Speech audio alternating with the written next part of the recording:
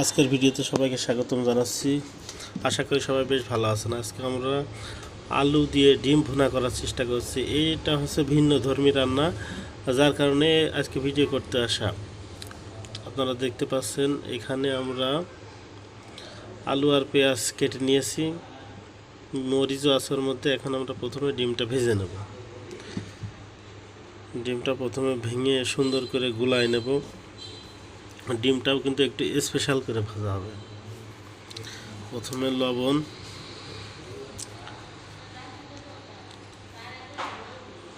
লবণের পরিমাণটা একটু বেশি বেশি দিলাম, কারণ লবণটা হলে এই ডিমটার স্বাদ একটু বেশি বেশি মানে অনেক ভালো হবে। আর এর ভিতরে হলুদ দিয়ে নিয়েছি, কড়াইয়ে তেল দিয়ে দিলাম। এখন কড়াই গরম হয়ে গেছে, ডিমটা এর মধ্যে ছেড়ে দিলাম। ডিমটা একটু পাতলা করে ভাজবো। আপনারা লক্ষ্য করলে দেখবেন যে আমরা ডিমটা বেশ পাতলা পাতলা করে নিয়েছি। আমাদের ডিমগুলো ভাজা শেষ হয়ে গেছে, দেখতে পাচ্ছেন যে এখন কড়াইয়ে তেল দিয়ে দিয়েছি। আমাদের ডিম ভাজা শেষ। এখন আমরা আলুটা ভুনা করে নেব।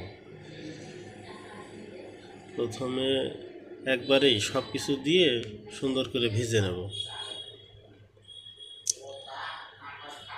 প্রয়োজন মতো হলুদ, মরিচের গুঁড়া, লবণ দিয়ে নিলাম। এবার আমরা এটা সুন্দর মতো নাড়াচাড়া করে ভালো করে ভেজে ভুনা করে নেব। আর ডিমগুলো তো ভাজাই আছে, ভুনা করার পরে ডিমগুলোর উপরে দিয়ে দিলেই হয়ে যাবে আমাদের ডিম আলু ভুনা। আপনারা দেখতে পাচ্ছেন বেশ সময় জাল দেওয়ার পর আমাদের এই পর্যায়ে পৌঁছেছে। একটু ঝোল রাখতে হবে, কারণ ডিমগুলো এর মধ্যে মানে ডিমের যে স্বাদটা রয়েছে সেটা যেন এর ভিতরে যায়, তার কারণে একটু ঝোল রাখবো। ঝোলের উপরে কিন্তু ডিমটা দিয়ে দেবো। এখন আমাদের আলুটা কষানো চলছে। প্রথমে কষায় সুন্দর করে ভেজে ভেজে মতো নেব।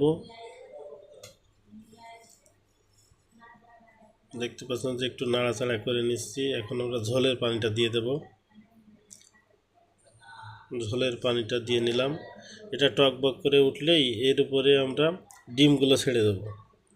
আমাদের রান্নাটা বেশি সময় আশা করি লাগবে না। আপনারা এখানে দেখতে পাচ্ছেন যে আমাদের তরকারিটা ফুটে গিয়েছে। এখন আমরা এর মধ্যে ডিমটা দিয়ে দেবো, ভেজে রাখা ডিম দিয়ে অল্প কিছুক্ষণ জাল দেওয়ার পরেই আমাদের এই রান্না কিন্তু কমপ্লিট হয়ে যাবে। আপনারা এখানে দেখতে পাচ্ছেন যে আমাদের কড়াই কিন্তু পুড়ে যাচ্ছে। আমাদের এই রান্না আমাদের চ্যানেলে ফার্স্ট টাইম, ইতিপূর্বে এই ধরনের রান্না করা হয়নি আর কি। তো যাই হোক, আপনারা দেখলে বুঝতে পারছেন যে তরকারিটি অবশ্যই স্বাদ হবে ইনশাল্লাহ। তো আমাদের সাথে থাকার জন্য এবং ভিডিও দেখার জন্য সকলকে ধন্যবাদ জানাচ্ছি।